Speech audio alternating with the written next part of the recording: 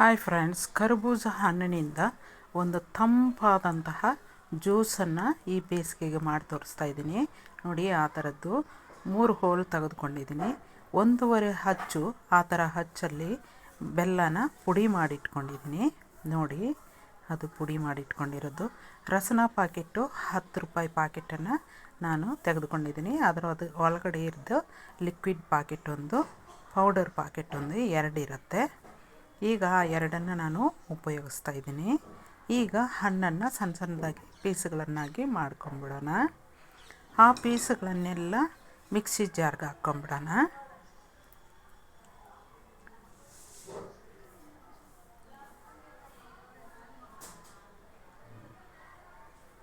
ಅದರ ಜೊತೆಗೆ ಒಂದು 2 ಏಲಕ್ಕಿ ಕಾಯನ್ನು ಸೇರಿಸ್ತಾ ಇದ್ದೀನಿ. ಬೆಲ್ಲನೂ ಸೇರಿಸ್ತಾ ಇದ್ದೀನಿ. ಈ 3ಅನ್ನು ನಾವು ಈಗ ನೀರು ಹಾಕ್ದಿರ ರುಬ್ಕೊಳ್ಳೋಣ ಮಿಕ್ಸಿನಲ್ಲಿ. ನೋಡಿ, ನೀರು ಹಾಕ್ದಿರ ರುಬ್ಬಿದ್ದೀನಿ. ಈಗ 1 ಗ್ಲಾಸ್ ನೀರನ್ನು ಆ್ಯಡ್ ಮಾಡ್ತಾಯಿದ್ದೀನಿ. ಈಗ ಅದನ್ನು ರುಬ್ಬೋಣ. ಮಿಕ್ಸ್ ಮಾಡಿದೆ. ನೋಡಿ, ಆ ಥರ ಆಯಿತು. ಮತ್ತೊಂದು ಗ್ಲಾಸ್ ನೀರನ್ನು ನಾನು ಆ್ಯಡ್ ಮಾಡ್ತಾಯಿದ್ದೀನಿ. ಈಗ ಅದರ ಜೊತೆಗೆ ನೋಡಿ, ರಸನ ಲಿಕ್ವಿಡ್ ಪಾಕೆಟನ್ನು ಸೇರಿಸ್ತಾ ಇದ್ದೀನಿ.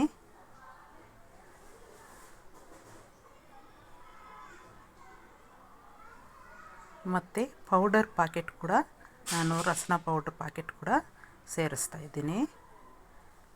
ಅವೆರಡು ಕೂಡ ಒಂದೇ ಪಾಕೆಟಲ್ಲಿರುತ್ತೆ, 10 ರೂಪಾಯಿ ಪಾಕೆಟಲ್ಲೇ ರಸನ ಪಾಕೆಟು. ಈಗ ನಾವು ಅದನ್ನು ರುಬ್ಕೊಂಡೆ. ನೋಡಿ, ಮತ್ತೆ ಒಂದು ಸಲ. ಈಗ ಒಂದು 3 ಸ್ಪೂನಷ್ಟು ಸಕ್ಕರೆನ ಆ್ಯಡ್ ಮಾಡ್ತಾಯಿದ್ದೀನಿ. ಸಕ್ಕರೆ ಯಾಕಂತಂದರೆ ತಂಪಾಗಿರುತ್ತೆ ಅಂತ ಅಂದ್ಬಿಟ್ಟು ಈ ಬೇಸಿಗೆಗೆ ಒಳ್ಳೆಯದು ಅಂತ ಸಕ್ಕರೆನ ಆ್ಯಡ್ ಮಾಡ್ತಾಯಿದ್ದೀನಿ. ರಸನಾಗೆ ಅದೇ ತುಂಬ ಒಳ್ಳೆಯದು. ಈಗ ಮತ್ತೆ ನಾನು ಒಂದು ಸ್ವಲ್ಪ ನೀರು ಹಾಕಿ ಮಿಕ್ಸ್ ಮಾಡಿದೆ. ಈಗ ಅದನ್ನು ನಾವು ಸೋದಿಸ್ಕೊಳ್ಳೋಣ. ಜ್ಯೂಸ್ ಜಾಲರಿನಲ್ಲಿ ಸೋದಿಸ್ಕೊಂಡ್ಬಿಟ್ರೆ ನೀಟಾಗಿ ಚೆನ್ನಾಗಿರುತ್ತೆ ಜ್ಯೂಸು.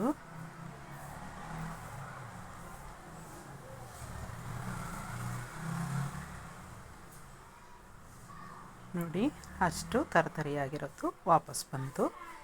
ಈಗ ಜ್ಯೂಸನ್ನೆಲ್ಲ ನಾವು ಗ್ಲಾಸಿಗೆ ಹಾಕಿದ್ದೀವಿ. 4 ಗ್ಲಾಸ್ ಆಯಿತು. ಈಗ ಅದಕ್ಕೆ ನಾವು ಗಾರ್ನಿಷ್ ಮಾಡೋಣ. ರೋಸ್ ಪೆಟಲ್ಸಿಂದ ಗಾರ್ನಿಷ್ ಮಾಡಿದರೆ ತುಂಬ ಚೆನ್ನಾಗಿ ಕಾಣುತ್ತೆ, ಕುಡಿಯೋಕ್ಕೆ ಇಷ್ಟ ಆಗುತ್ತೆ. ತುಂಬಾ ರುಚಿಯಾಗಿದೆ, ತುಂಬಾ ರುಚಿಯಾಗಿರುತ್ತೆ. ನೀವು ಮಾಡಿ ಕುಡಿದು ನೋಡಿ, ತುಂಬಾ ಟೇಸ್ಟಾಗಿರುತ್ತೆ.